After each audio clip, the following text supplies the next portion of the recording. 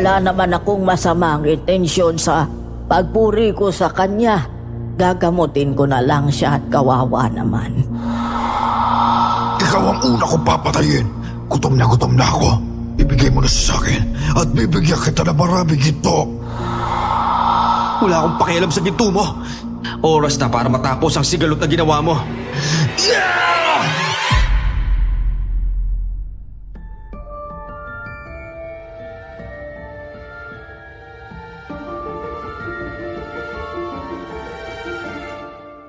Sa probinsya maraming mga pamahiin.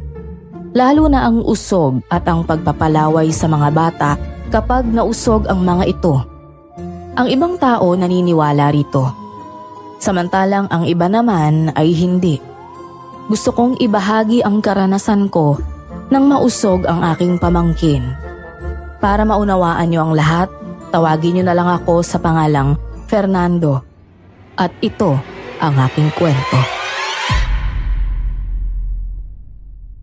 Bago ko simulan ng storya, huwag kalimutang mag-subscribe bilang suporta sa ating channel.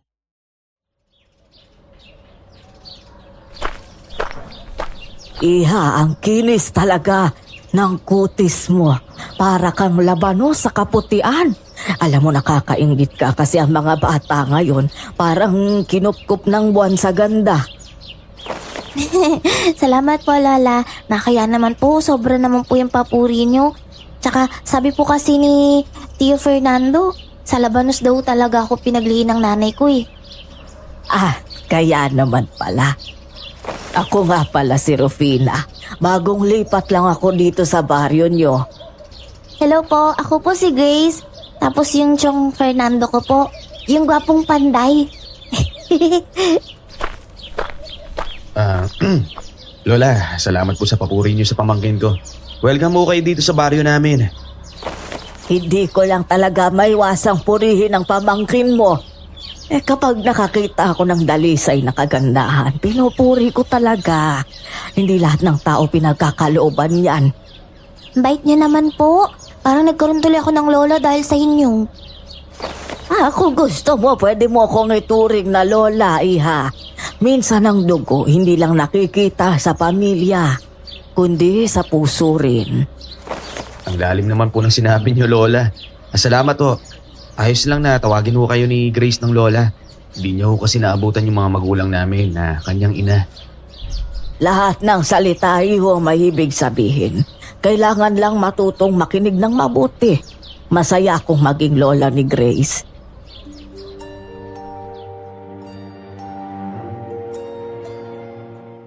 Habang nakaupo si Lola Rufina sa tapat ng bahay, ramdam ko ang kakaibang presensya niya. Oo, magalang siya at mabait.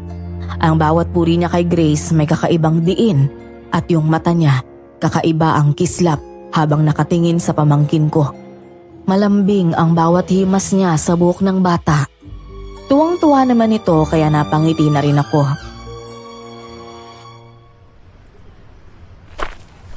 Grace, apo, may dala akong pasalubong. Matamis ito. Alam kong magugustuhan mo ito, apo. Talaga po, Lola? Salamat po. Ano po bang pasalubong yan? Candy lang naman, apo. Kapag kinain mo ito, nako, mararamdaman mong gagaan ang katawan mo. Parang wala kang iniisip, kundi ang sarap ng lasa nito. Lola Rufina, baka po delikado yan. Sobrang tamis po niyan, baka mamaya sumakit ang ngipin ni Grace. Ay, minsan lang naman. Kaya sana ayos lang na kumain siya nito. Chong, mukhang masarap naman po eh. Gusto ko pong tikman yung candy. Sige na po. Oh, sige na nga. Pero huwag mo dadamihin yung pagkain ha, para hindi sumakit yung ngipin mo. Maraming salamat po. Salamat po sa candy, Lola.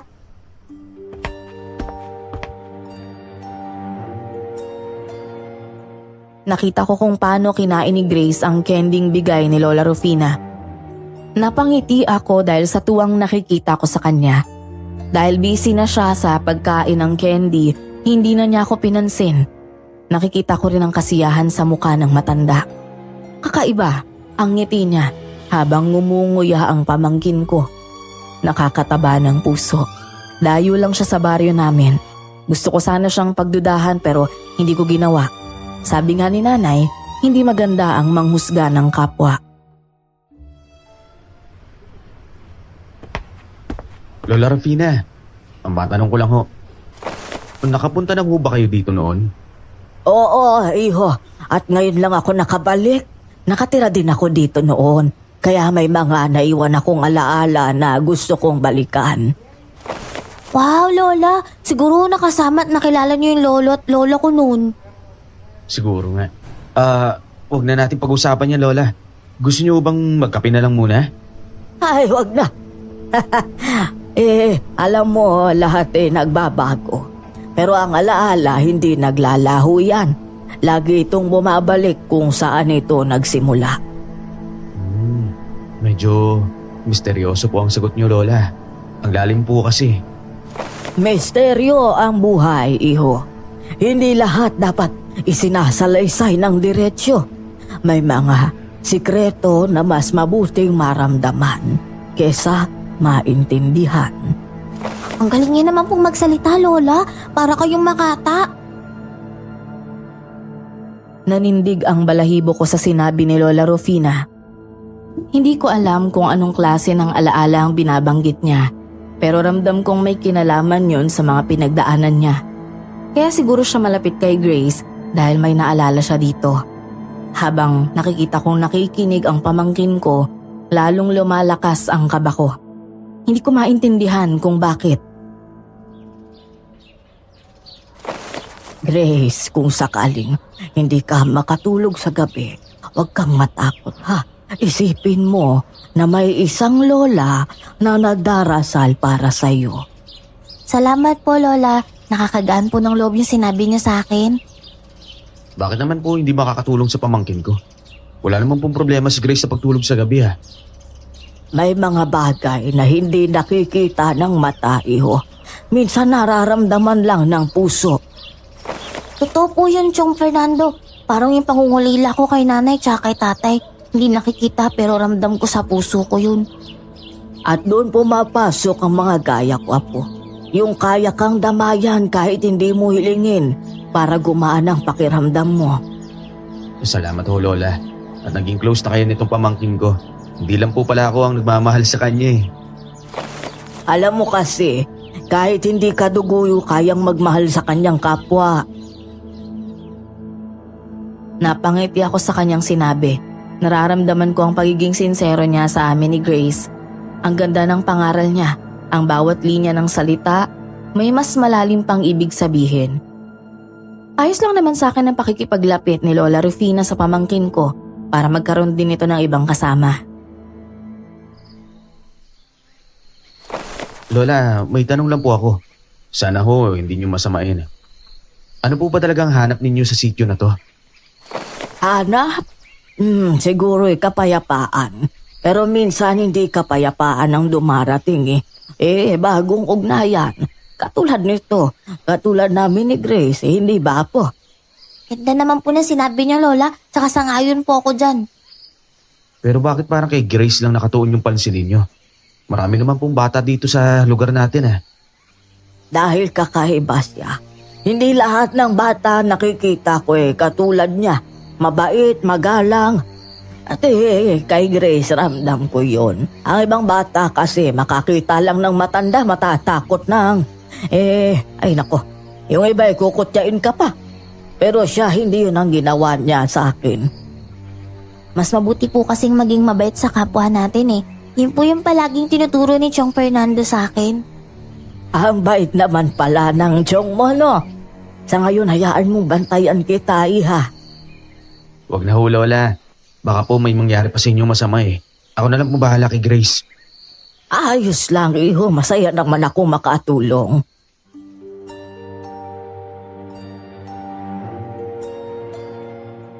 Hindi na ako kumontra pa sa sinabi ni Lola Rufina. Masaya din naman si Grace habang kasama ito. Ilang oras lang din ang inilagi niya at nagpaalam na rin. Kitang-kita ko ang kasiyahan sa mukha niya. Kinagabihan, nagulat ako ng panay suka ng pamangkin ko. Hindi ko alam ang nangyayari sa kanya.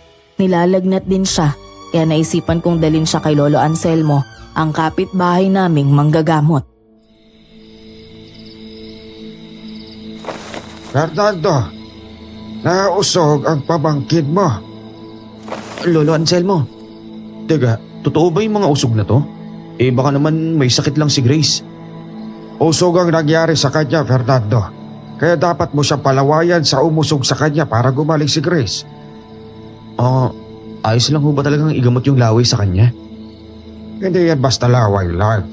Kailangan manggaling sa mismong umusog para mawala ang sumpa. Paano ko naman malalaman kung sino umusog sa kanya?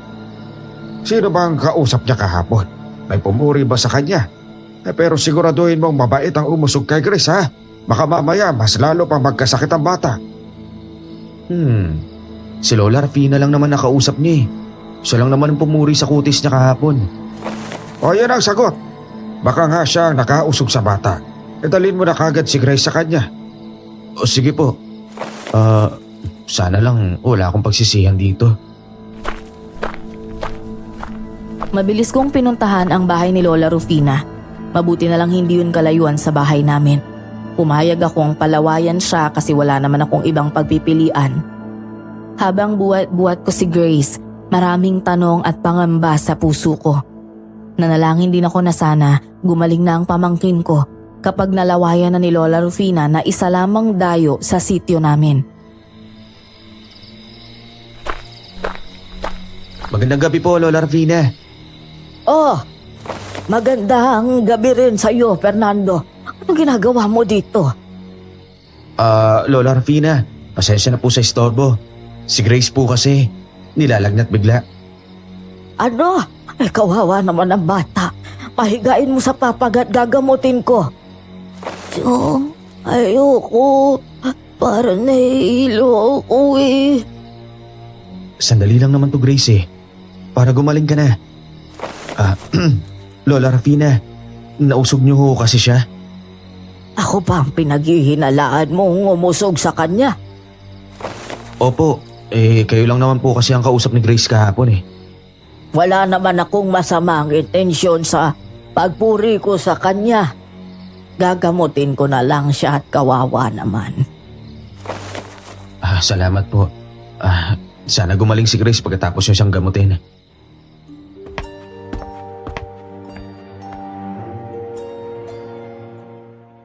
Nakahiga si Grace sa upuang kawayan habang si Lola Rufina ay yumuko at dumampi ang labi sa noo ng bata. Pagkatapos tumulo ang laway niya sa balat ni Grace. Doon ko naamoy ang kakaibang amoy na pumasok sa ilong ko. Nakakasuka at nakakadiri. Hindi ko alam kung normal lang yun o may kakaiba sa kanya. Pero pinilit kong kumalma. Ang importante, makauwi kami at bumaba ang lagnat ni Grace.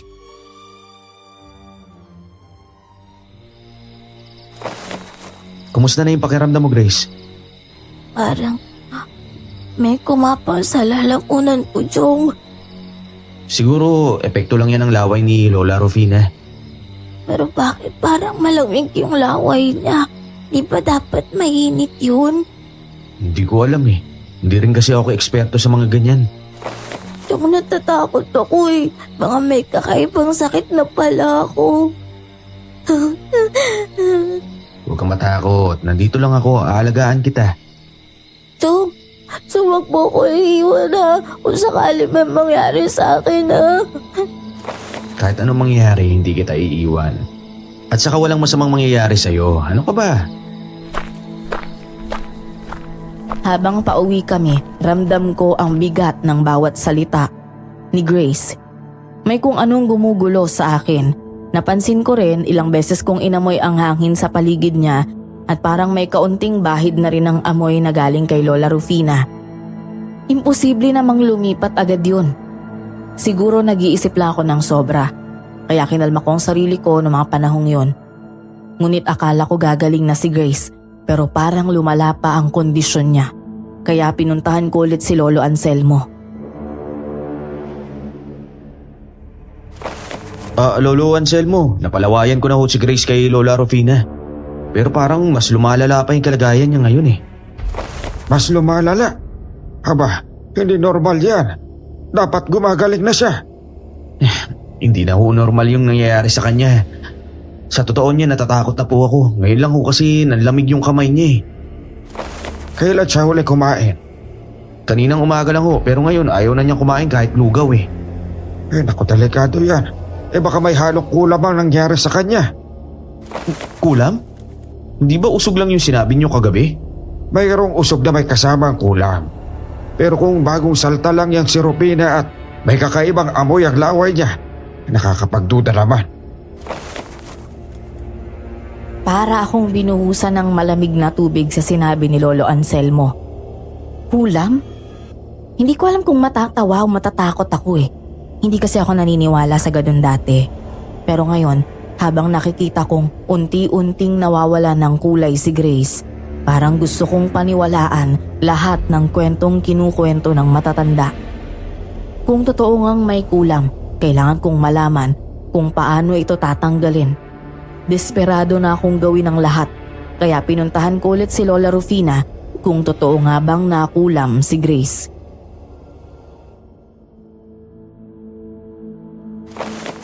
Lola Rufina, gusto ko lang ho itanong sa inyo. Totoo bang ikaw ang nakausog kay Grace? Sinabi ko na sa iyo kagabi, hindi ko sinasadyang mausog siya, iho. Bakit ho parang mas lumalala pa siya pagkatapos yung malawayan? Ano ho bang ginawa niyo sa kanya? Baka naman ho kinulam niyo yung pamangkin ko ha? Hindi lahat ng usog kayang gumaling sa isang dampilang ng laway. Saka hindi ako mangkukulang para gawin yun sa bata. Kita mo namang magkasundo kaming dalawa, hindi ba? Pero aminin niyo na ho, may kakaiba po sa laway ninyo ano? Lahat ng tao kakaiba, Fernando. Depende lang kung anong pagkakaintindi mo sa salitang kakaiba. Hindi po ako makakapayag na mawala si Grace sa akin. Kaya kailangan kong malaman ng totoo. Kung gusto mo ng totoo, maghanda ka sa kung anong kaya mong gawin. Kapalit nito. Inilabutan ako sa ngiti ni Lola Rufina. Para bang may alam siya na ayaw niyang sabihin ng direkta. Hindi ko rin alam kung dapat ba akong makipag-areglo o lumayo na lang. Pero hindi ako pwedeng manahimik lang. Kung kailangan kong harapin si Lola Rufina para mailigtas si Grace, gagawin ko. Kahit pa mga hulugan niya ng pagpasok sa mundong hindi ko lubos na maintindihan. Lola Rufina, wala na akong oras. Ano po bang ibig mong sabihin sa may kapalit? Anong kapalit? Kung gusto mong iligtas si Grace, kailangan mong sumugal. Hindi lahat ng tulong libre. Minsan ang hinihingi ng kapalaran ay mas mabigat kaysa sa sakit mismo. Lola, huwag niyo naman po akong takutin ng ganyan. Anak na ho ang turing ko kay Grace. Tapos ganyan pa yung sasabihin niyo sa akin? Hindi ko sinasadyang takutin ka, iho. Pero tandaan mo, hindi lahat ng nakikita mong gumagamot ay totoo ring nagliligtas. May iba, humihigop lang ng lakas. Ano ibig mo sabihin? May humihigop ng lakas ni Grace? Tama ka, hindi usog lang ang tumama sa bata. Mas matindi pa roon at hindi ibig sabihin na galing yun sa akin. Kung ganun, sino? Sino ang dapat kong hanapin para gumaling si Grace? Makikilala mo rin sila. Pero tandaan mo, kung sino ang inaakalang tagapagligtas, sila rin ang minsan ang pinakamalupit na halimaw.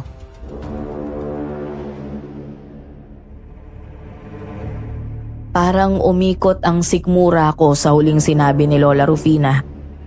Ang bigat-bigat ng boses niya, parang bawat salita ay sinasakal ako. Gusto kong tanungin pa siya, pero sa tingin pa lang ng mga mata niyang kulay itim, para bang sinasabi na niyang tapos na ang usapan. Kaya napilitan akong lumayo. Nang gabing yon, dumating ang dalawang manlalakbay. Nagpakilala silang sina Aling Maricel at Corina. Mga manggagamot daw na naglalakbay para tumulong sa mga malalayong lugar. Dahil desperado na akong gumaling ang pamangkin ko, dinala ko si Grace sa pagamutan nila. Pero imbis na lumakas ang bata, lalo siyang nanghina. At doon ko napagtanto na baka totoo nga ang sinabi ni Lola Rufina.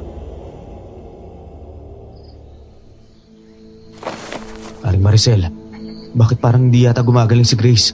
Ilang araw na ho siyang ginagamot pero lalo lang ho siyang pumapayat Fernando, wag kang mainip. Ang kulam, hindi basta-basta natatanggal yan. Kailangan ng maraming ritual, maraming dasal at pasensya para gumaling ang pasyente. Pero ang katawan niya parang kandilang nauupos. Hindi na siya nakakakain ng maayos. Nag-aalala na ako sa kanya Chong, gutom na ako. Pero, bakit po ganun wala akong gana? Kantahan niyo na lang po ako para makatulog.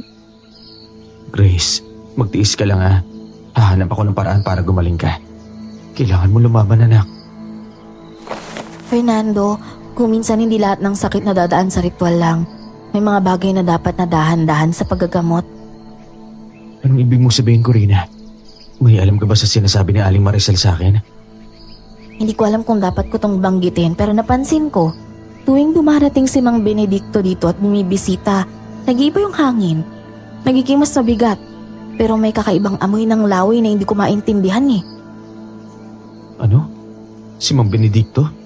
Pero lagi naman siyang nakaupo sa kanyang bahay Parang walang pakialam sa nangyayari sa paligid. Parang may sumuntok sa dibdib ko sa sinabi ni Corina. Posible kayang may kinalaman si Mang Benedicto? Matagal na siyang kilala sa baryo. Tahimik, halos hindi lumalabas ng bahay, maliban kung pinapatawag ng kapitan. Pero sa tuwing dumarating siya, hindi ko rin maiwasang mapansin na parang may kakaiba sa pagtitig niya kay Grace. Yung tipong hindi pangkaraniwang tingin, kundi may hinihintay. At mas lalo akong nakaramdam ng kaba nang maalala kong siya rin ang unang sumilip nung una naming dinala si Grace sa manggagamot.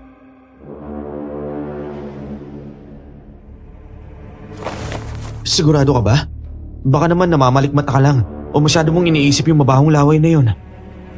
Hindi ako sigurado, pero ang pang-amoy ko hindi yan nagsisinungaling May kakaibang lagkit sa amoy ng laway ni Grace kapag nandun si Mang Benedicto. Chong, ayoko sa matandang may sombrero, nakakatakot siya Ha? Bakit, Grace? Anong ginagawa niya sa'yo? Wala naman, Utsong, pero lagi niya akong tinitingnan. Parang gusto niya akong kainin. Kaya natatakot ako. Aling Maricel, narinig mo yun? Hindi ba dapat bantayan natin kung sinong lumalapit kay Grace? Baka mamaya mas lalo lumala yung kalagayan ng pamangkin ko. Fernando, huwag kang maniwala agad sa bata. Minsan dahil sa sakit kaya kung ano-anong naiisip nila. Hindi nagsisinungaling ang bata. Hindi siya magsasabi ng ganyan kung walang dahilan. Kung ayaw mong sayangin ang oras mo, sundin mo yung kutob ni Grace. Minsan mas malinaw pa ang mata nila kaysa sa atin. Doon ko naramdaman ang lamig na parang dumadaloy sa likod ko. Ang simpleng sinabi ni Grace, sinundan pa ng babala ni Corina. Mas kinilabutan ako. Hindi ko alam kung sino ang dapat kong paniwalaan. Si Aling Maricel na nagsasabing ulam lang ang lahat o si Corina na may kakaibang obserbasyon. Pero isang bagay ang malinaw sa akin. Hindi ko pwedeng pabayaan si Grace na tuluyang kainin ng sakit na hindi ko alam kung saan galing. At kung si Mang Benedicto nga ng dahilan, kailangan kong makasiguro bago mahuli ang lahat. Corina, kung tama ang hinala mo, paano natin mapapatunayan ang sinasabi mo? Hindi ito madali, Fernando. Pero kung mapapansin mo, hindi siya basta-basta lumalapit kapag wala si Grace. Parang siya lang ang hinahanap nito. Chong, ayoko na dito. Gusto ko na sa bahay natin. Sige na, umuwi na tayo.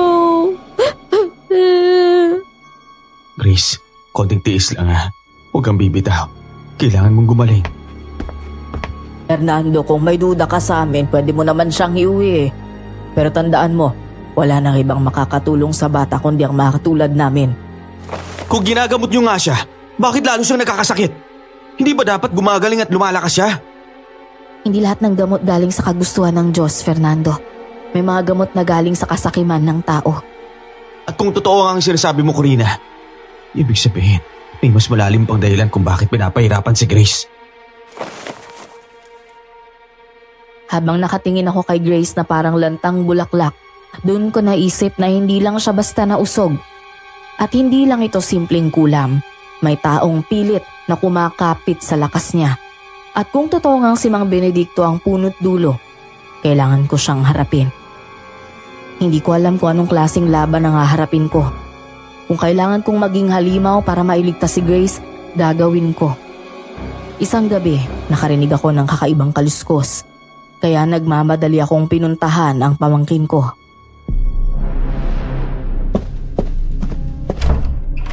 Grace! Huwag ka lalapit sa bintana!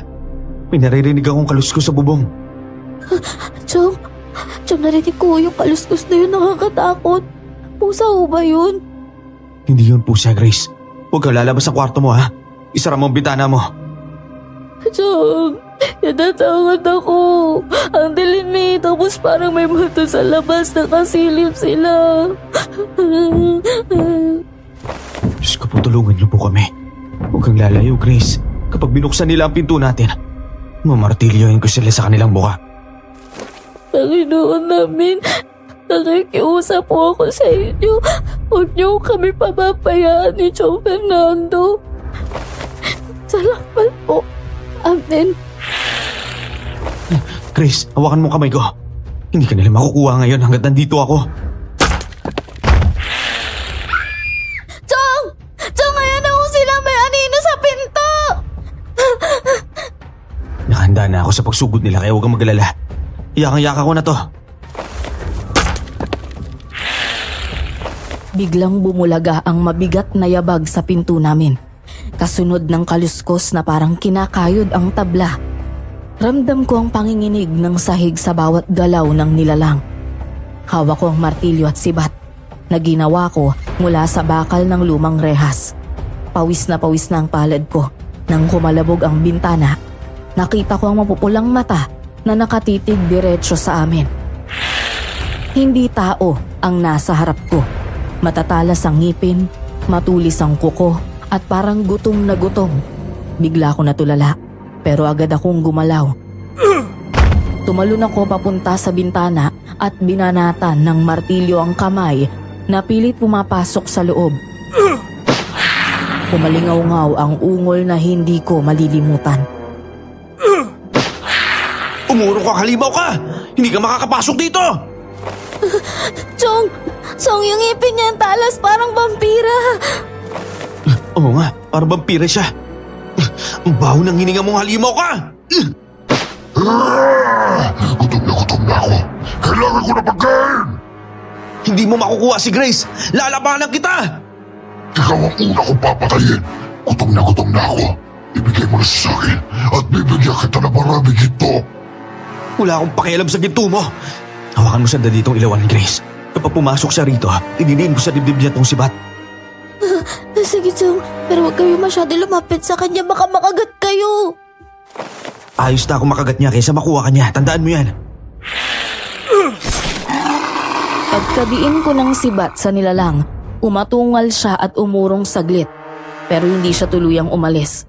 Parang lalo pa siyang nagalit. Nakita kong naglalaway na siya. Tumutulo diretso sa sahig. Amoy panis at amoy bulok na karne. Parang lason na kumalat sa paligid. Akala ko katapusan na namin. Pero biglang dumating si Lolo Anselmo. Hawak niya ang isang bungkos ng halamang kulay berde. At nang iwas-iwas na ito sa hangin, biglang umatras ang nilalang. Sumigaw ito na parang nasusunog ang balat. Sabay naglaho sa dilim ng gabi. Doon ko lang narinig mula kay Lolo Anselmo ang salitang hindi ko pa naririnig kahit kailan. Ang lahi ng aswang na anduduno. Lola Anselmo, anong klaseng hayop yun? Hindi pa ako nakakakita ng ganong klaseng hayop sa tanang buhay ko. Hindi hayop yun, Fernando. Anduduno ang tawag doon. Isa yung uri ng aswang na sumusunod sa amoy ng laway ng bruhang ina nito. Chong, ibig sabihin, may nanay siya. May mas malaking pa sa kanya. Siguro nga, Grace. Hindi basta-bastang nilalang ang kakaharapin natin. Ang laway na nasa katawan ni Grace ang naging gabay niya, kaya siya nakarating dito. Pala kahit saan ko dalhin si Grace, sinusundan siya. Hindi pala dahil mahina siya, kundi dahil sa laway na nasa katawan niya. Chong, ayoko ng laway. Baho! Ang lagkit pa ho. Pwede ba tanggalin na to sa katawan ko? Hindi madaling tanggalin ang marka, Apo. Pero may paraan para malihis ang amoy ng nasa katawan mo. Kung ganun sabihin niyo sa akin, lahat gagawin ko para gumaling ang pamangkin ko. Dumagundong ang puso ko sa kaba dahil sa sinabi ni Lolo Anselmo. Ang anduduno pala, hindi basta aswang lang. Isa itong matagal ng uri ng halimaw na hindi lang basta sumisip-sip ng dugo, kundi umaalalay din sa bruha niyang ina. At kapag nakuha na niya ang bata, tuluyan na itong malilipat ang lakas ng bata sa kanyang ina. Doon ko lang naisip na baka si Lola Rufina ang tinutukoy na bruha. Kung totoo nga yun, kailangan kong maghanda. Nalulungkot lang ako dahil si Grace ang apektado sa lahat ng kaguluhang ito. Kung may paraang malihis ang amoy, ano yun? Gagawin ko ho agad.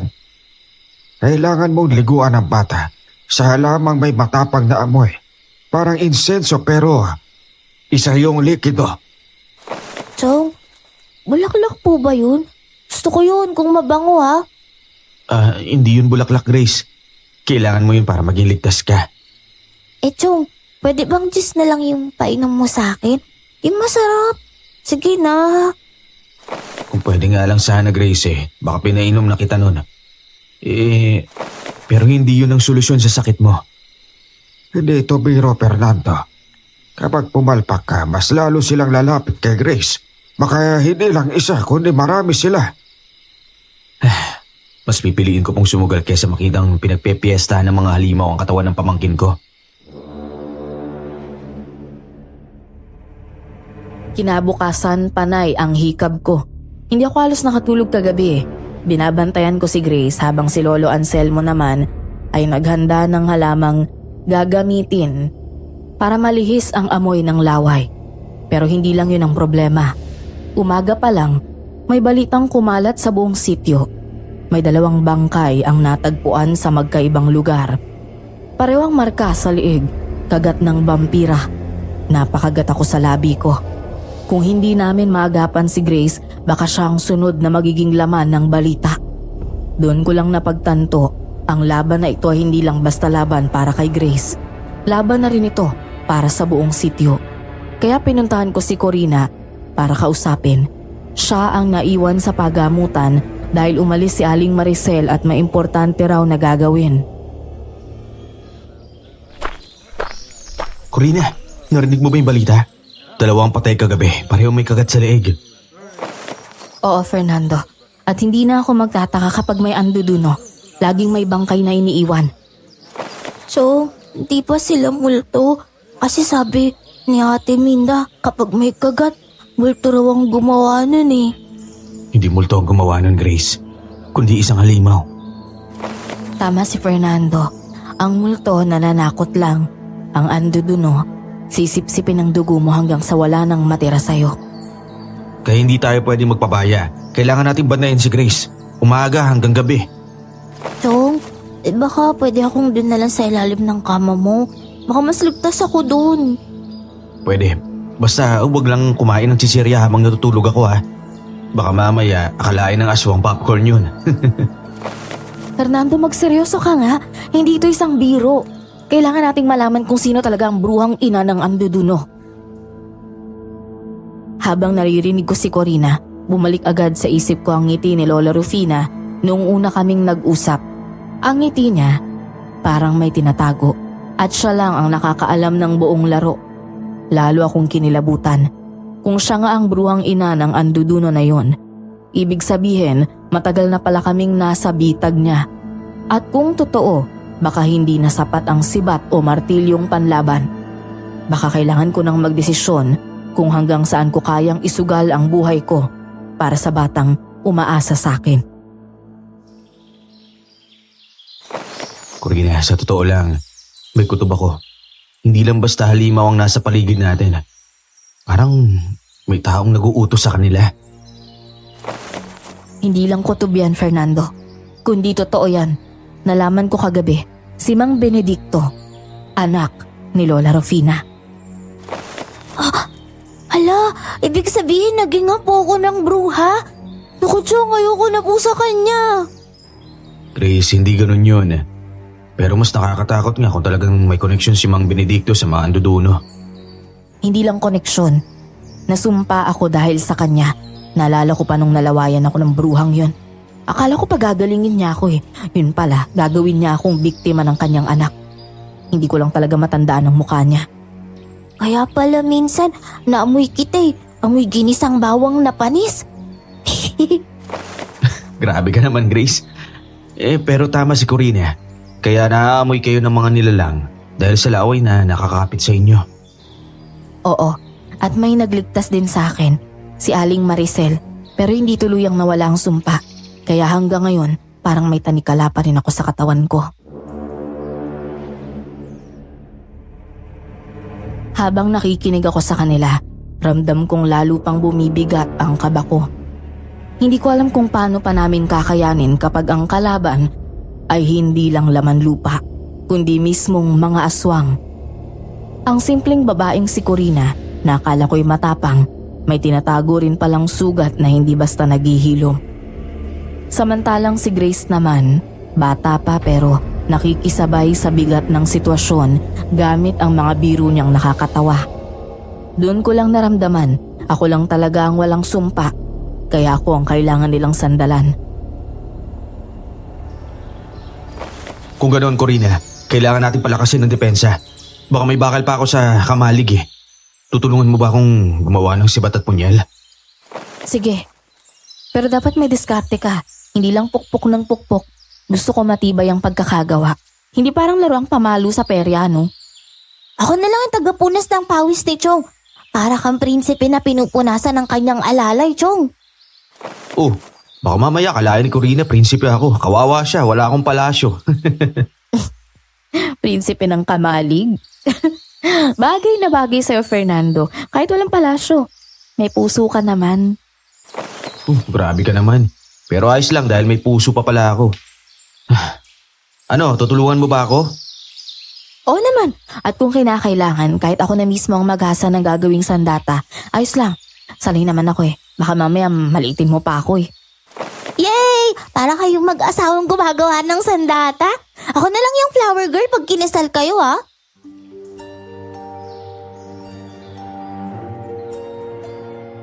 Napangiti ako sa sinabi ni Grace.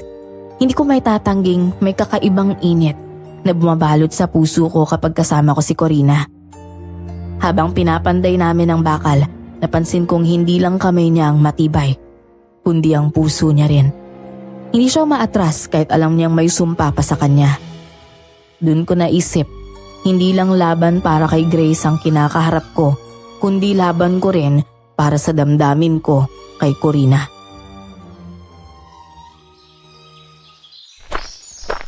Nga pala, Corina.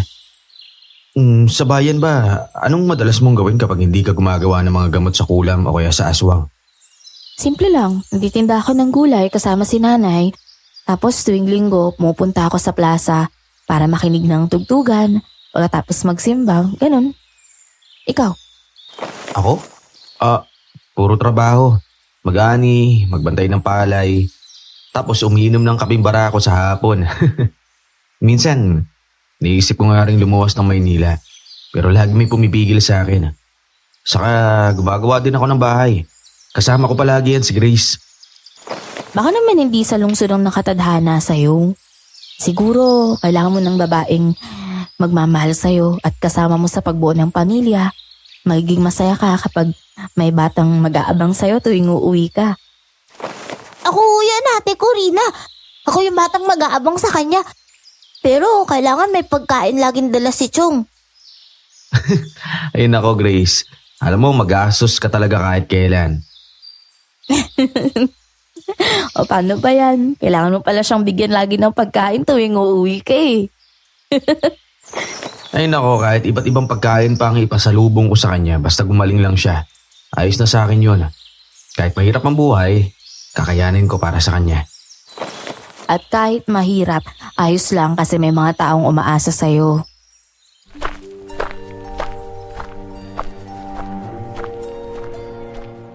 Umikot ang tingin ko kina Corina at Grace. Parang pamilya na nga kami. Kung titingnan, lalong tumitibay ang loob ko ng lumaban. Hindi pala ako nag-iisa. Hindi lang ito laban ko, kundi laban namin. Isang araw, kinumusta ko ulit ang kalagayan niya. Grace, kumusta ng pakiramdam mo? Nangihina ka pa rin ba? Medyo nangihina pa ako, Chong. Pero masaya kasi andito kayo eh. Hindi na ako masyadong natatakot. Kahit anong mangyari, hindi ka namin iiwan, Grace. Kaya huwag ka mag-alala at matatakot, ha? Kung sakali man na sumugod ang anduduno dito mamaya, kailangan mong manatili sa ilalim ng kama o kaya sa likod ng pader. Huwag kang lalabas ha, kahit anong mangyari. Paano kung magutom ako, Chong? Ay nako, eto na nga ba eh. Lagi kang may tanong tungkol sa pagkain. Kung magugutom ka, edi ako magdadala ng pagkain sa'yo. Basta manatili ka sa ligtas na lugar, okay? Tsaka lagi mong dalhin yung sibat na to. Kapag may lumapit sa'yong halimaw, huwag kang magdalawang isip na tagayin ito. Sige po, Ate Corina. Saka masarap na pagkain ang dalhin niyo sa akin, ha? Aba, nag-request ka pa talaga. Sa gitna ng bigat ng mga nangyayari, natatawa pa rin kami. Ang hirap isipin na may halimaw na nakamasid lang sa dilim. Pero sa loob ng maliit naming mundo, nakahanap kami ng dahilan para ngumiti. Siguro, ito ang tunay na lakas, ang hindi mawala sa ayos kahit nasa bingit ng panganib.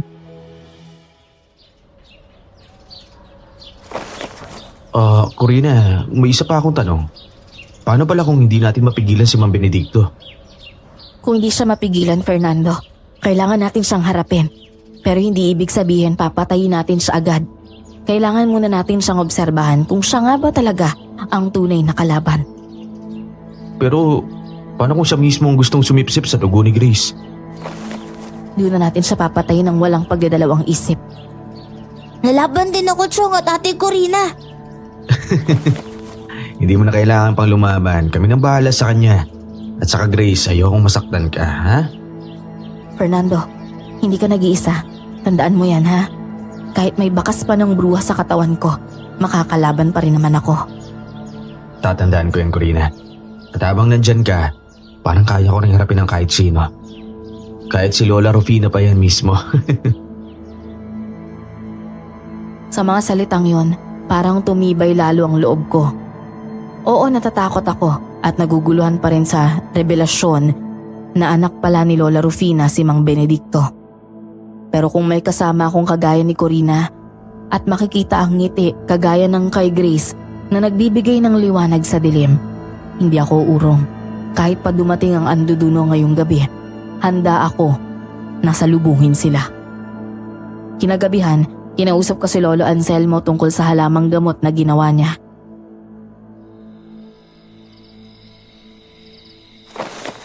Lolo Anselmo, di ba ang sabi niyo kagabi, ligtas na si Grace dahil sa halamang ginawa ninyo? Bakit parang wala namang epekto? Fernando, hindi naman lahat ng gamot agad umi-epekto. Pero kayo nakita ko na ang itsura ni Grace. Hindi kinaya ng halamang gamot ang ginawa ko sa lakas ng marka ng bruha. Kailangan ng mas malakas na paraan. Lolo Anselmo, ibig sabihin ba nun, hindi na ako gagaling? Baka kasi bukas wala na ako, Chong. Chong, natatakot ako eh. Huwag mong sabihin yan, Grace. Hindi ka pa mawawala. Gagawa tayo ng paraan. Manalig ka lang sa Diyos. Ano bang kailangan nating gawin, Lolo Anselmo? Sabihin niyo lang kahit ano gagawin namin. Kailangan natin putulin ang koneksyon ng laway ng bruhang sa katawan ni Grace. At ang tanging paraan ay kunin ang ugat ng punong sinumpa. Saan naman po makikita yung puno na yan, Lo? Sa mismo kagubatan kung saan nagtatago si Rufina. Hala, Chong, ibig sabihin makikita natin yung bruha? Ayoko baka gawin akong candy nun katulad ng candy binibigay niya sa akin eh. parang bumigat ang paligid nung marinig ko ang natatakot na boses ni Grace. Ang punong isinumpa, nasa kagubatan kung saan mismo nagtatago si Lola Rufina. Kung tama ang hinala ko, siya ang ugat ng lahat. Ibig sabihin, kailangan naming pumasok mismo sa kanyang lungga. Hindi na ito basta laban lang. Ito na ang mismong dulo ng bitag. Ramdam kong hindi lang dugo ang kapalit dito, kundi pati buhay namin.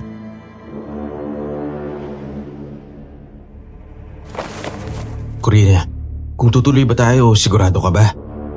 Hindi ko kasi alam kung makakalabas pa tayo ng buhay mula sa kagubatan na yun eh. Hindi ako pwedeng maging duwag, Fernando. Nandito na tayo sa labang to. At saka, hindi ba't mas nakakatakot kung hahayaan nating si Grace ang kainin ng halimaw? Kung ako na lang mag-isa ang pupunta sa gubat, tapos dalhin ko yung ugat, tapos tatakbo po ako palabas. Mabilis ako tumakbo kaya hindi naman nila ako mahahabol.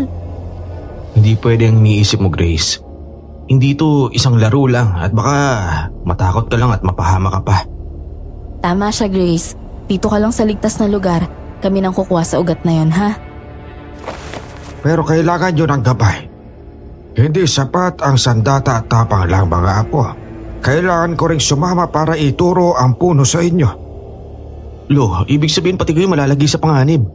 Huwag na ho, kami na pong bahala sa misyon na to. Minsan mabuti na akong sumama kaysa iwanan ko kayo na walang alam. Kung hindi natin puputulin ang ugat na yun, walang silbi ang lahat ng paghihirap natin. Hindi na ako sasama. Pero Cho, pagbalik niyo kailangan may pasalubong akong pagkain ha. Mag-iingat po kayo at lagi po kayong magdarasal. Pagdarasal ko din po kayo. Si Grace talaga. Kahit nasa bingit ng panganib, ang iniisip pa rin ay pagkain. Pero dun ko rin napansin, siya ang rason bakit hindi ako pwedeng matakot. Kung kaya niyang ngumiti sa gitna ng lahat ng ito, ako pa kaya ang susuko. Kaya kailangan naming bilisan ang pagkuha sa ugat na yon. Ngunit nang maisip ko na walang makakasama ang pamangkin ko sa bahay, nagdesisyon na lang akong isama siya sa kagubatan. Corina, kumusta yung kamay mo? Hindi ka ba napapagod sa pag-asa ng sibat? Ayos lang ako. Salamat sa pag-aalala mo. Isa pa, sanay na ako. Dati pa akong tumutulong kay tatay sa paggawa ng mga gamit sa bukid. Hindi lang panlaban kundi panghanap buhay din. Pareho pala tayo eh. Hinasa para mabuhay sa mundong to. Mukhang pinagtagpo talaga tayong dalawa, no?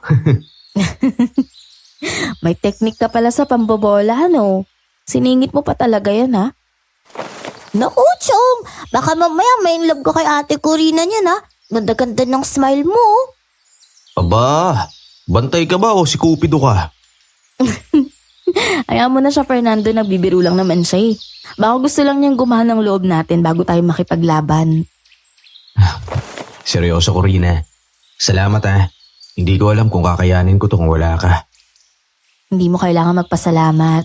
Basta tandaan mo, hindi ka nag-iisa.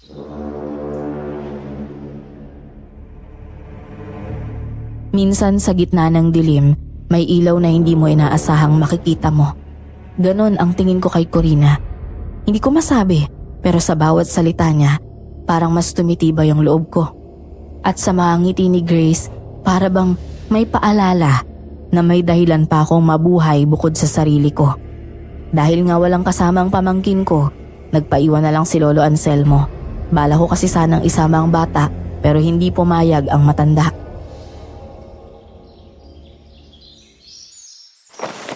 Lolo Anselmo, anong itsura ng punong isinumpa? Para hindi na kami maligaw at baka mamaya malimpuno pa yung maputol namin. Hindi mo siya basta makikita. Madilim ang paligid at nagtatago ito sa anyong parang ordinaryong balete. Pero kapag nakita mo ang ugat na kulay itim at parang humihinga, yun ang ugat ng isinumpang puno. Nakakatakot naman po yung punong yan, Lolo. Parang buhay na tao ah. Humihinga yung ugat. May ugat naman talagang humihinga eh. Hindi mo lang siguro nakikita pa, Corina. Chong, baka naman kapag ginawakan mo, magalit tapos biglang magsalita. Kung mangyayari man yun, Grace, ang ate Corina mo nang bahala dyan. Wow, ako talaga. Nasaan na yung pagiging maginoo mo, ha?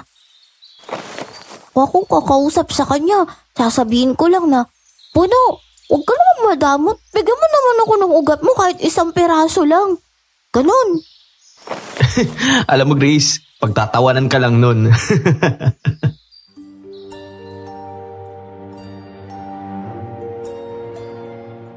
Ang simpleng biro ni Grace, nagbibigay sa amin ng lakas. Hindi namin pwedeng isipin ang mga negatibong bagay. Minsan, ang simpleng lambing ng bata, mas makapangyarihan pa sa lahat. Kaya ginawa kong pampalakas ng loob ang bawat ngiti ng pamangkin ko. Nakahanda na kami para sa aming pagpasok sa kagubatan. Corina, kapag pumasok tayo sa kagubatan, hawakan mo tong lampara. Ako na munang mauuna para protektahan ka. Hindi. Ako mauuna. Masanay ako maglakad sa madidilim na daan. Hindi nyo kailangan magunahan. Ang mahalaga, buo kayong dalawa at sabay-sabay kayong kikilos. Sabay-sabay? Paano ako? Iiwan niyo ba ako dito? Oh Grace, dito ka lang muna. Mas ligtas ka rito. At saka kasama mo naman si Lolo Anselmo eh. Ay, ayoko. Gusto ko sumama. Sama ko sa pupuntahan niyo. Grace, hindi ito isang laro. Kapag sumama ka, baka ikaw pa'y maging dahilan ng kapahamakan nating lahat. Pakinggan mo ako Grace. Hindi ka namin iiwan dahil hindi ka mahalaga. Ha? Iiwan ka namin dito kasi ikaw ang dahilan kung bakit kami lalaban. Gusto ko namin iligtas at saka hindi ba't napag-usapan na natin to? Basta pangako ko sa'yo, dadaling kita ng pagkain, ha? Sige na nga. Pumapayag na ako. Pero, promise mo, Chong, ha? Babalik kayo ni Ate Corina. Oo naman. Pangako namin sa iyo ng Ate Corina mo. Babalik kami ng buo at pagagalingin ka. Maghintay ka lang.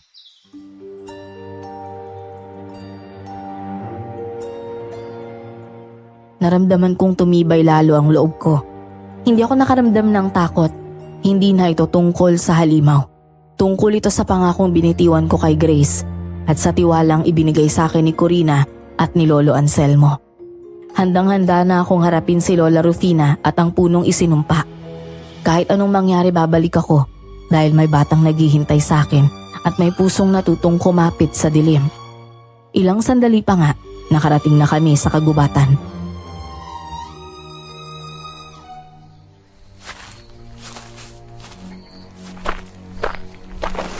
Sandali lang, Corina. Narinig mo ba yun? May mga yapak tayong kasabay. Oo, narinig ko rin. Hindi sila tao. Ramdam ko yung bigat ng hangin. Parang may nakabantay sa atin. Sa tingin ko, hindi lang sila nakabantay. Parang hinaharangan tayo ng mga alaga ni Lola Rufina. Mukhang kahit saan tayo lumingon, nandun sila. E di mas mabuti. Hindi na natin sila hahanapin. Nasa harap na agad ang kailangan patayin. Hindi ka pa rin nagbabago. Laging palaban. Pero kailangan natin ng plano. Kung plano ang hanap mo, simple lang. Lalabanan natin sila gamit ang lakas natin. Tama ka dyan. Kapag sabay tayong kikilos, mas magiging malakas tayong dalawa. Oo, Fernando. Pero kailangan muna ng pain para mahuli natin sila. At nakahanda akong maging pain, Fernando. Ano ka ba? Hindi ko hahayaang mangyari yon kahit ni minsan. Hindi ka dapat maging pain. Poprotektahan natin ang isa't isa. At saka, hindi na kailangan ng pain kung sila na mismo ang lalapit sa atin. Sige, pero wag kang aalis sa tabi ko. Kailangan magkatalikod tayong lalaban. Sa bawat segundo, lalong sumisikip ang dibdib ko. Hindi dahil sa takot, kundi sa tensyong dala ng presensya ng mga aswang na nakapalibot sa amin. Naririnig ko ang tunog ng kanilang mga panga. Ang hingal na parang aso. Pero higit sa lahat, nakita ko kung paanong sa bawat lapit nila, napapatingin ako kay Corina. Ayokong maramdaman niyang mahina siya. Gusto kong makita niya na hindi siya nag-iisa. Kahit anong mangyari, hindi ko siya hayaang lamunin ng mga halimaw. Fernando, tingnan mo. Sa tuwing lumalapit sila, mas nagkakakulay yung marka sa batok ko. Napansin ko ang haring yan kanina. Kumikislap na kulay pula. Ano bang ibig sabihin yan? Isa yan sa kahinaan ko. Nilawayan nga ako dati ng bruha, diba? At sinagip ako ni Aling Maricel. Kaso kapalit nun, naging utusan niya ako. Ibig sabihin nakadikit pa rin ang laway niya sa katawan mo? Oo, may natitira pa siyang laway sa balat ko. Kaya naaamoy ako ng mga anduduno kahit saan ako magpunta.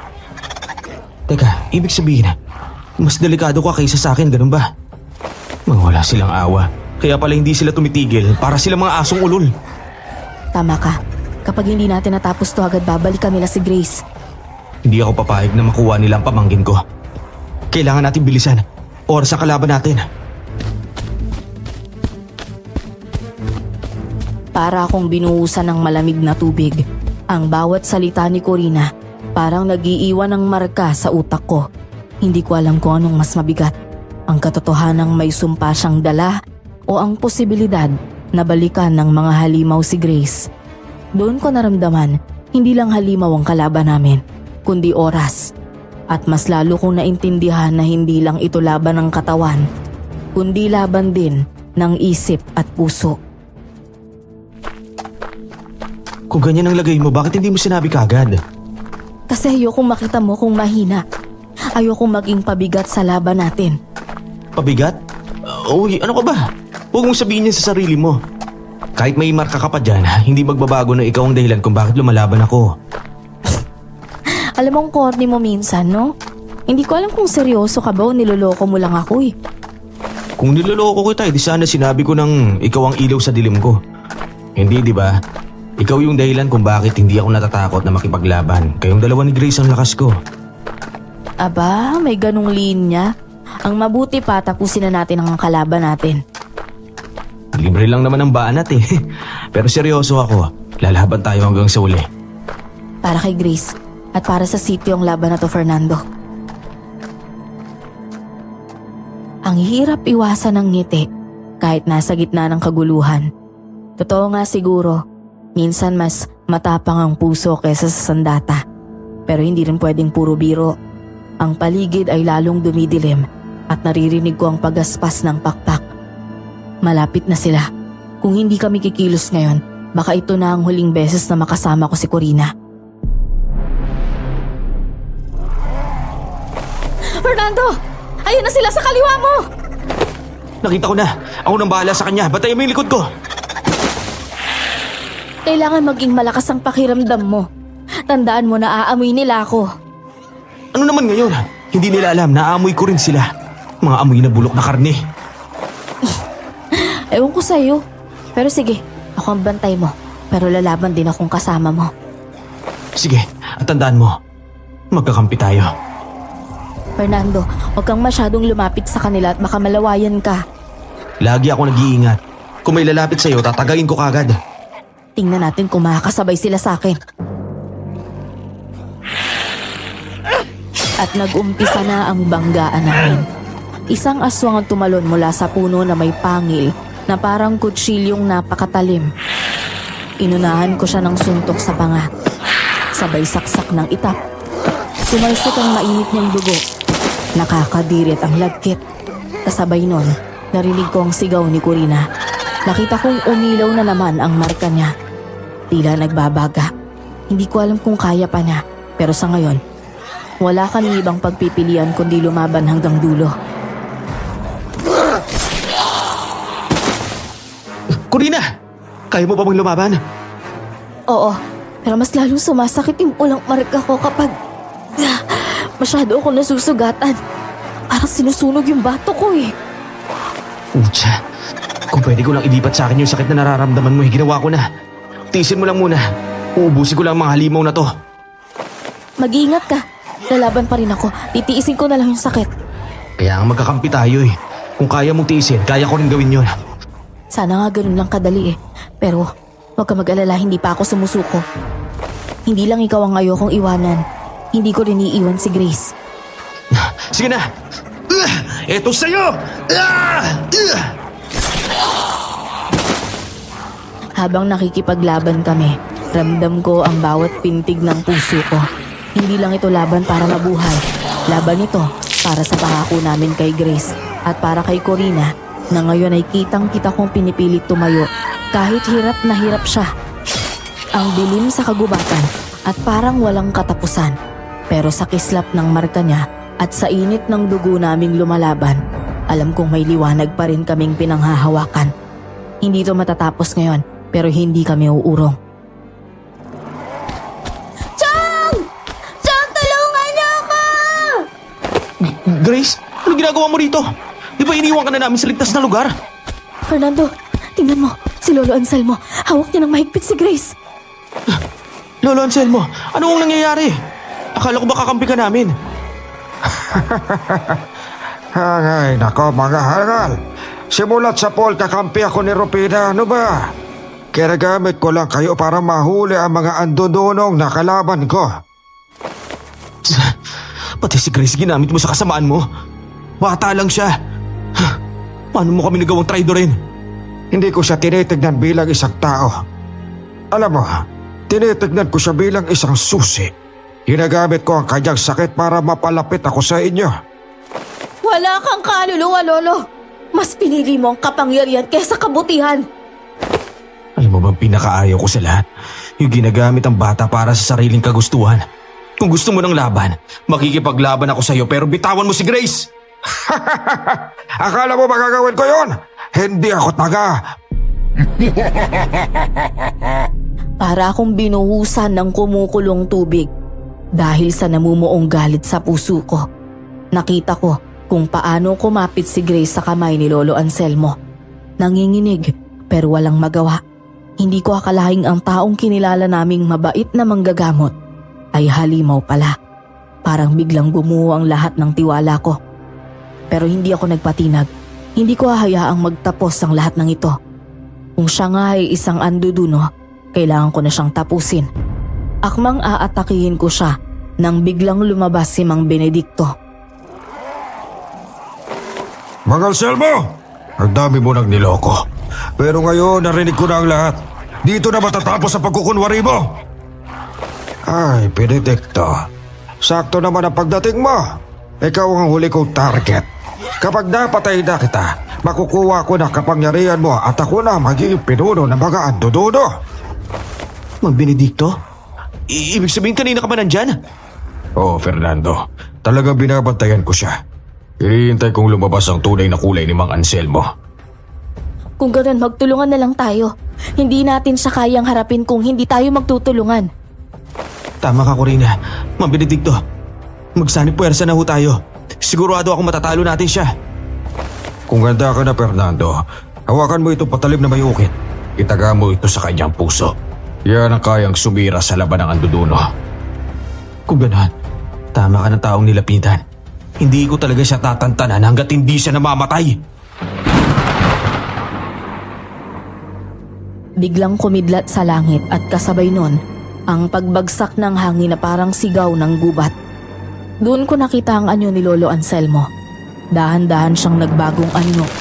Humaba ang mako ko, naging may timang balat, at ang mata niya'y naging pula na parang nagbabagang uling. Kinilabutan ako. Hindi na ito ang matandang nakilala ko. Isa siyang halimaw na anduduno. Mga bata pa kayo sa laro ng kapangyarihan. Wala kayong kalaban-laban sa akin. Wala akong pakialam. Laban kung laban! Hindi ako aatras kahit isa ka pang halimaw. Fernando, may alimos sa likod mo! Ako na bahala sa kanya. Kayo, protektahan ninyo ang bata. Hindi pwedeng ikaw lang ang lalaban, Mang Benedicto. Kung sasama ka, sasabak din kami. Nakakainis kayo. Ang lalakas na loob ninyong labanan ako. Subukan na lang ninyong lapitan ako kung kaya ninyo. Sige, kunin niyo ang atensyon niya, Fernando. Ako nang bahala sa pagliligtas kay Grace. Gamitin mo yung patalim kapag may pagkakataon. Sige, Corina. Basta mag-ingat ka lang, ha. Protektahan mo rin si Grace. Nagkaroon ng malakas na pagsabog at atungal ng halimaw.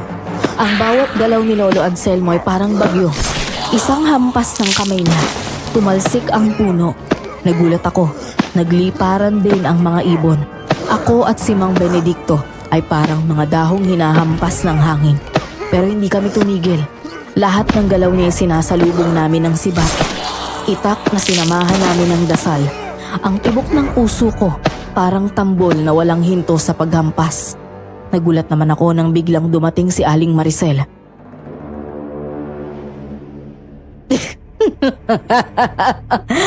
Ang hina nyo. Kung hindi ko iniligtas si Corina, matagal na sana siyang patay ngayon. Ikaw? Bakit ka nandito, Aling Maricel? Para tulungan si Anselmo, syempre. Isa siyang halimaw, pero siya rin ang susi ko para sa tunay na kapangyarihan. Wala ka rin palang kwenta eh. Kung tinulungan mo siya, ibig sabihin niloko mo rin si Corina at kaming lahat. Peke ang mga panggagamot mo kay Grace. Kung ganun lahat ng sakripisyo ko bilang utusan mo, wala lang pala sa'yo yon? Utusan ka nga lang, hindi ba, Corina? At ngayon narito na ang garapon ko. Wala ka nang magagawa para pigilan kami. Maricel, tigilan mo na kasakiman mo. Alam mo kung ano kapalit kapag nilagyan ng kapangyarihan ng garapon na yan. Hindi kayo makakalapit sa amin. Hanggat hawak ko ito, ako ang may kontrol ng sumpa. Eh di sisirain ko yan. Wala rin naman kami pagpipilian eh. Tumalon ako sa kinaroroonan ni Aling Maricel, pero sinalubong ako ng alon ng itim na usok mula sa garapon niya. Para akong tinulak ng isang dambuhalang kamay. Tumilapon ako sa lupa. Napaigik ako sa sakit, pero nakita kong may bitak na ang garapon. Si Corina. Kahit nanginginig, pinuntahan nito si Grace. Dahil nawala ang atensyon ni Lolo Anselmo rito. Hinampas ko ang sibat, pero hindi ito tinamaan. Malakas na sumigaw si Aling Maricel doon. At doon nga rin nagsimula ang pag-uga ng buong paligid. Sumisigaw siya habang ang garapon ay kumikislap at naglalabas ng apoy. Nang mahawakan ni Corina si Grace, malakas kulit na hinampas ang garapon at nabiyak nga ito. Fernando! Ngayon na! Sira na ang garapon! Tama. Hindi na niya ako mapipigilan. Etong sa'yo, Lolo Anselmo! Hindi mo ako matatalo! Ituloy mo lang ang pagtakas sa kanya. Mas lalo lang siya manghihina. Corina, batayan mo mabuti si Grace. Huwag mo hayaan lapitan siya ng ibang halimaw. Ako na bahala sa kanya. Hindi! Hindi ito matatapos ng ganito! Corina, tumabi ka! Sa wakas, nawala na rin ang sakit. Fernando, nawala na yung sumpa ko. Ngayon, sabay-sabay na natin siya tapusin! Sa huling sandali, sabay-sabay kaming umatake. Ako, si Corina at si Mang Benedicto. Tatlong magkaibang tao pero iisa ang layunin. Habang sumisigaw si Lolo Anselmo sa sakit, tinaga ko siya ng patalim sa kanyang puso.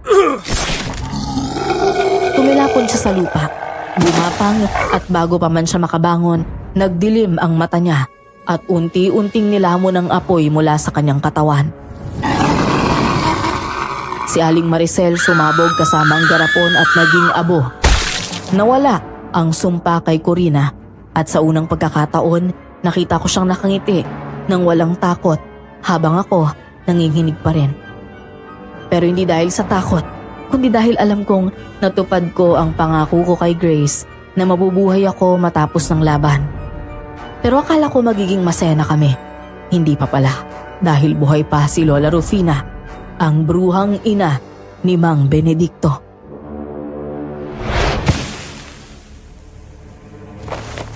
Lola Rufina, sa wakas nagpakita ka na rin sa amin. Matagal ko nang hinihintay ang sandaling ito. Pero bago ang lahat, may kailangan kayong malaman tungkol kay Benedicto. Ano na naman to, Nay Rufina? Tigilan mo na ang mga palusot mo para makatakas sa mga kasalanan ginawa mo. Makatakas? Hindi ako tatakas. Gusto ko lang sabihin sa iyo na hindi kita tunay na anak. Inampun lang kita para gawing panangga laban sa mga mangkukulam na kalaban ko. Ano? Kaya pala wala siyang pakialam sa'yo, Mang Benedicto eh. Dahil hindi ka niya tunay na anak. Sama niyo ho, Lola Rufina. Kaya pala wala siyang sariling desisyon. Dahil ikaw ang nasa likod ng pagiging masama niya.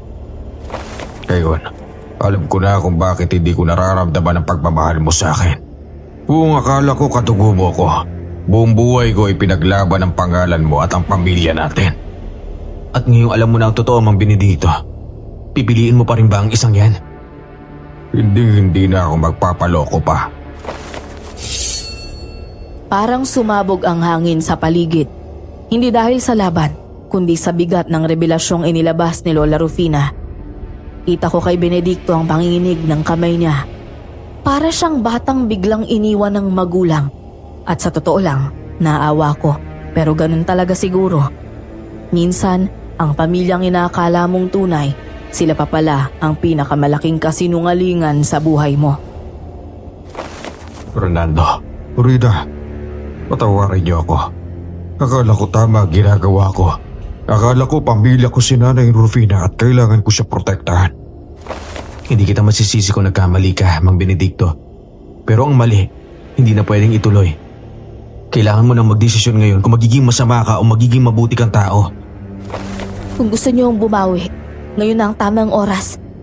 Hindi namin kayo uhusgahan sa nakaraan niyo, Mang Benedicto. Gusto ko talagang protektahan ang pamilya ko, lalo na si Nanay Rufina. Pero maling ina pala ang ipinaglalaban ko. Napakadrama mo naman, Benedicto. Hindi mo ba nakikita? Hindi mo sila pamilya. Ako ang nagbigay ng direksyon sa buhay mo. Kaya dapat ako ang kampihan mo. Direksyon? Ang binigay mo lang sa kanya ay tanikala. Naniwala siya sa mga kasinungalingan mo. Nay Rufina, ito na ang huling pagkakataon na tatawagin kitang nanay. Dahil hindi na ako magpapagamit sa'yo kailanman. Hindi ka masamang tao, Mang Benedicto.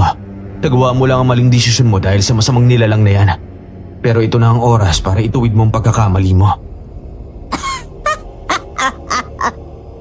Habang nagsasalita si Mang Benedicto, nakita kong gumaan ang pakiramdam niya. Para bang nabunutan ng tinik. Ang dating takot na naroon sa mukha niya, napalitan ng tapang. At doon ko naalala ang sarili kong pinagmulan, ang dugo ko. Hindi basta dugo ng mandirigma. Ako pala'y apo ng albularyong tumapos sa unang anduduno.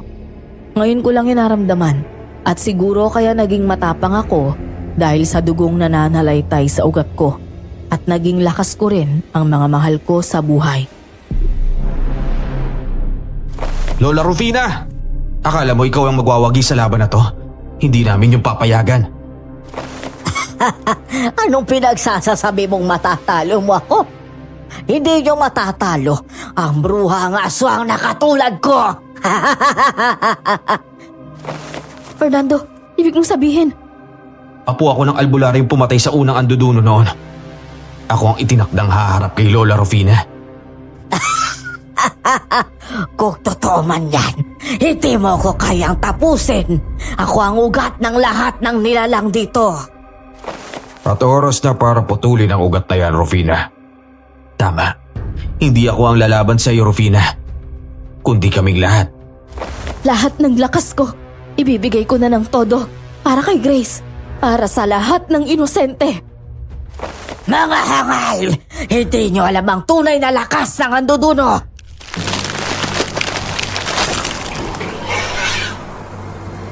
Lumakas ang hangin na parang apoy na nilagyan ng gasolina dahil sa init. Lumabas ang tunay na anyo ni Lola Rufina. Ulubot ang kanyang balat, pulang-pula ang kanyang mga mata at matatalas ang kuko.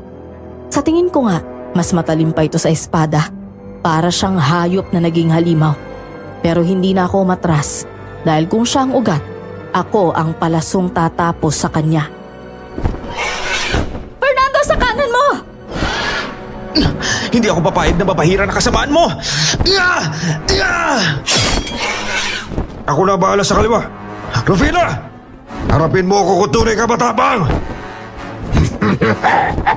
Benedicto, hindi ka talaga tatagal. Ang lakas mo, galing lahat sa akin. Kung galing nga sa'yo, mas mabuti na ibalik ko sa laban na ito ang ibinigay mo sa akin. Kurina! Lalapit ako sa puno! Kailangan kong gamitin ang itak para maputol ang ugat. Si Grace, huwag mo ilalayo sa'yo ha. Oo, alam ko. Pero bilisan mo. Parang mas lumalakas siya sa bawat segundo. Kung malakas siya, matibay naman ako. Kahit nasa laban, may banat ka pa rin eh. Biglang nag-apoy ang paligid. Ang bawat galaw namin ay sinasalubong kami ng malakas na kulob. Kita ko ang dugo ni Lola Rufina na parang usok kapag natatamaan. Si Mang Benedicto, halos mawasak ang katawan sa bigat ng enerhiya. Si Corina, pilit na pinipigilan ng mga alaga ni Lola Rufina na lumalapit sa kanila ni Grace. Ramdam ko ang dugong dumadaloy sa katawan ko ay hindi ordinaryo. Ako ang magpapatuloy sa mga albularyong nauna. Ako ang dapat magtapos ng sumpa. Hanggang dito na lang ang kasamaan mo! Hindi mo ako kayang patayin. Ako ang buhay ng kagubatan na ito. Kung ikaw ang buhay, oras na para matapos ang sigalot na ginawa mo. Fernando! Gamitin mo patalim. Isaksak mo sa puso niya, bilisan mo! Fernando, kaya mo to. Para kay Grace. Para sa ating lahat. Para sa mga taong mahal ko at mahalaga sa akin. Hindi ka makakalapit sa akin. Papatayin kita! Yan ang akala mo! Yeah!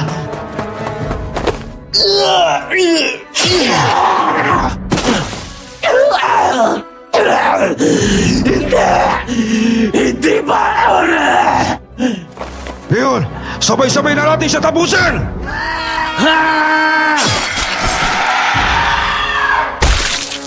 Sa isang iglap, nagliwanag ang buong kagubatan dahil sa tuluyang pagkawala ni Lola Rufina. Ang katawan niya, unti-unting nagliyab at naging abo.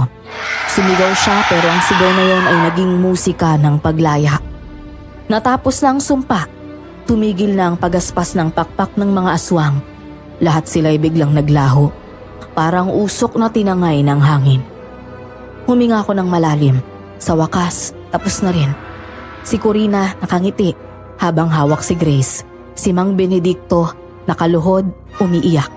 Pero hindi dahil sa takot, kundi dahil sa wakas, nakahanap siya ng tunay na pamilya sa gitna ng laban. Ako si Fernando, ang apo ng albularyo. Hindi ko lang tinapos ang sumpa, tinupad ko rin ang pangako ko kay Grace. Makalipas ang ilang linggo, masaya na kaming namumuhay na magkasama. Ngayon nga gumagawa ko ng tarangkahan sa pinto ng bahay namin. At ang sabi ko sa pamangkin ko, tawagin niya na akong Papa.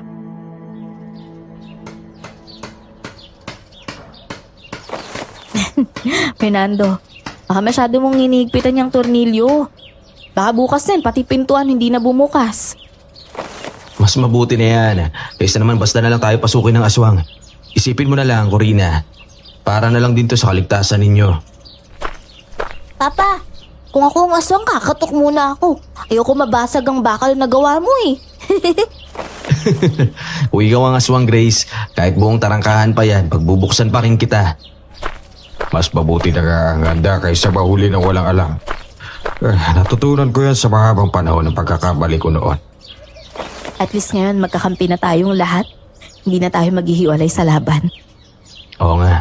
Ngayon, may pamilya na ulit ako at kayo yon. Tama ka, Papa. Pero next time, wag na sana puro laban ha. Mas masarap tumawa kaysa makipagsigawan, no?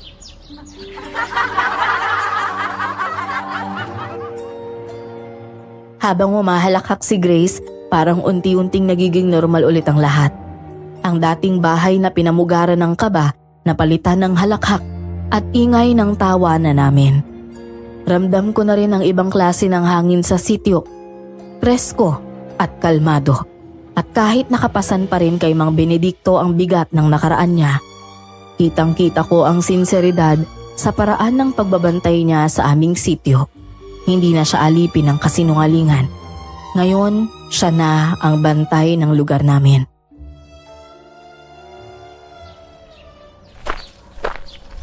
Fernando, natutuwa ako na nakikita kong pasaya si Grace. Para bang napawi ang lahat ng problema na matagal kong pinapasan. Mang Benedicto, huwag mo na palaging sisihin ang sarili mo. Wala kang kasalanan. Ang utang mo, binayaran mo na sa pamamagitan ng tapang mo sa laban. Oo nga, kung hindi mo kami tinulungan, baka hindi natin natapos ang kasamaan ni na Lola Rufina, Lolo Anselmo at Aling Maricel. Tayong lahat ay may parte sa laban. Pero ngayon mas gugustuhin ko maging anino na lang sa paligid. Tahimik pero handang sumaklolo kapag may panganib. Parang superhero po kayo eh. Pero imbis na kapa, itakin dala nyo. Tama ka, Grace. Kapag may dumating na masamang nilalang, ikaw nang bahala sa kanila, Mang Benedicto. At sisiguraduhin kong tatamaan talaga sila sa akin. Kung ganun, kampante na ako. Kasi ibig sabihin, hindi na tayo magkakawatak-watak kailanman.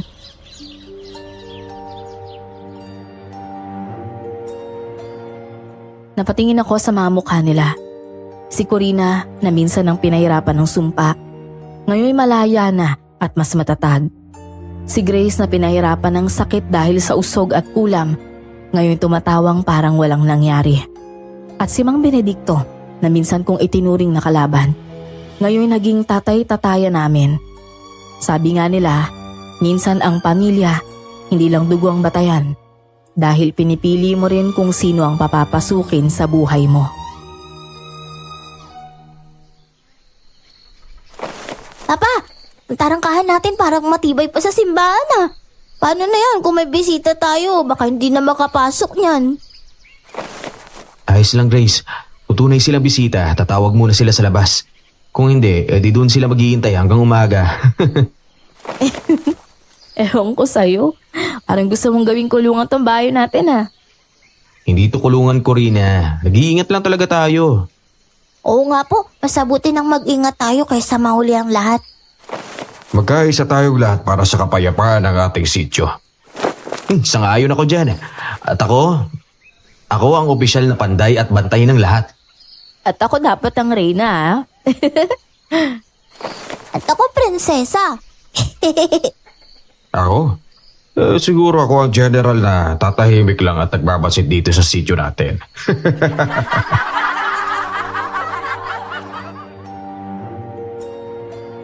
Natawa ko sa biruan namin. Ang dating gubat na puno ng dilim, ngayon naging tahanan ng mga hayop. At sa gitna ng tawanan, naramdaman ko ang pinakamalaking gantimpala, ang katahimikan. Hindi na ako nangangambang may biglang lumitaw sa dilim. Hindi na ako nanginginig kapag dumidilim ang paligid. Kasi ngayon, alam kong may pamilya akong kasama. Tigit sa lahat, alam kong may pag-ibig na hindi kayang tibagin ng kahit anong sumpa.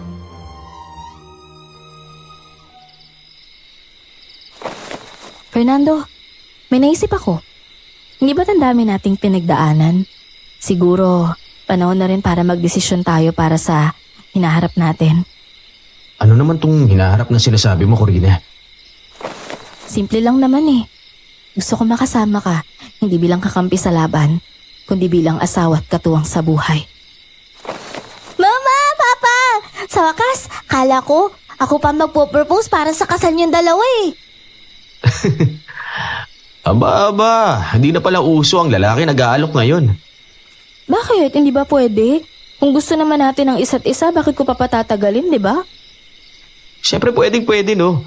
Wala na akong masasabi kundi, oo naman, Corina. Matagal ko nang gustong makasama ka habang buhay.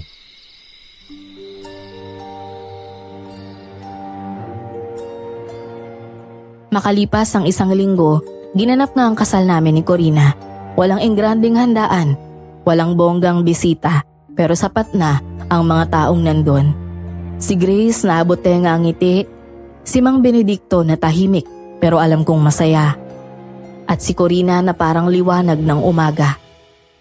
Habang sinasabi ko ang oo, ramdam kong tinatakan ko hindi lang ang pangako ng pagmamahala namin, kundi pati pangako na hindi na muling mauulit ang mga gabi ng takot. Sa aming tahanan, hindi lang ako asawa o ama dahil ako ang haligi na handang sumalo ng lahat ng panganib at handang protektahan ang mga mahal ko sa buhay, maging ang mga taga-sityo. Mama, Papa, ang ganda ng kasal niyo. Pero alam niyo ba kung anong pinaka-paborito ko? Ano yun, anak? Yung naghalikan kayong dalawa. Para kayong prinsipe, prinsesa eh. Naku Grace hindi naman fairy tale ang pagmamahala namin ng papa mo.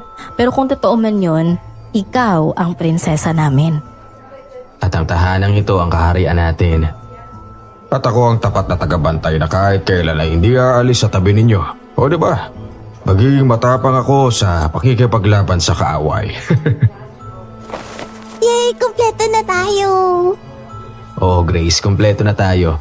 At simula ngayon, kahit anong dumating, hindi na tayo matitinag pa. Fernando, Grace, Mang Benedicto, ito ang tunay na pamilya. Kapit bisig at walang iwanan. At doon na nga po nagtapos ang kabanata ng takot at pakikipaglaban naming lahat. Nagsimula na ang kwento ng pagmamahalan. Sa aming tahanan, natutunan ko na ang tunay na laban ay hindi lang laban sa halimaw o sumpa. Ang tunay na laban ay kung paano mo ipaglalaban ang mga taong mahal mo kahit gaano pa yun kahirap. Ngayon, bawat umaga ay may halakhak. Bawat gabi mapayapa. Masaya at malusog na si Grace. Si Corina, ang maganda kong asawa, ay ang siyang nag-aasikaso sa amin. Si Mang Benedicto, kapitbahay lang namin. Kasalo namin sa hapunan dahil itinuring na naming pamilya. Ako si Fernando, mas piniling maging haligi ng pamilya. At dahil sa lahat ng nangyari, masasabi kong nanalo kami. Hindi dahil sa lakas, kundi dahil sa pagmamahalan na hindi kayang tapatan ng kahit sinong anduduno. Maraming salamat sa inyong pakikinig sa aking kwento. Muli, ako si Fernando. At more power sa inyong channel.